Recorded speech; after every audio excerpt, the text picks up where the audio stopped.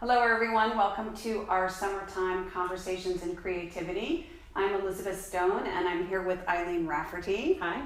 And today we're actually sitting in Eileen's studio in downtown Missoula. So the artwork that you see on the walls behind us is some of Eileen's most recent work.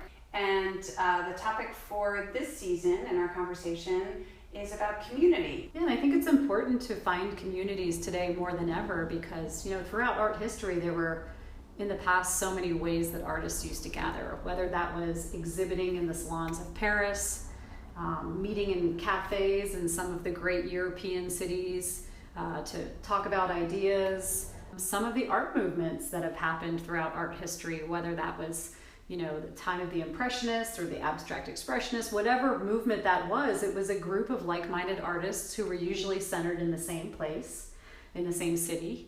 And they would gather together because they were making similar work and had similar ideas or similar process. And they would gather in person. I think that's a really important point that we need to make as well. Yeah. So I think it's really important to either find that community or form that community for yourself. Mm-hmm.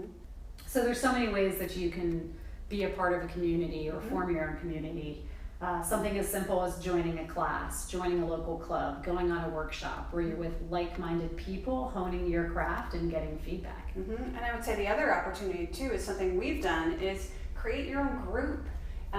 Find some artists in your hometown or where you live and create a group that's going to challenge you in some ways. And I think both of us has found that when you include people of other disciplines like writers or sculptors or painters, you're going to get very different feedback and support than you would if the group is strictly photographers. And I really enjoy hearing what other artists have to say about my process and my imagery, and I've found that that's directed me in ways I wouldn't have considered before. Elizabeth and I have actually been a part of a group of women who've been gathering together to talk about our art for 8 years now. I know, it's kind of crazy. Yeah, it kind of started a way of us just to be supportive in each other's businesses and art.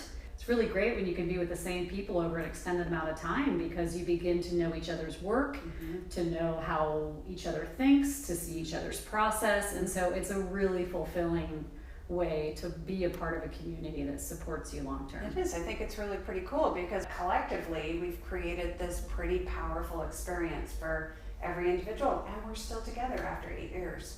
Another way you can build a community that can be a simple way but really beneficial is having studio visits. Hopefully everybody has a place that becomes their office or their studio, their place where they work and think and get creative.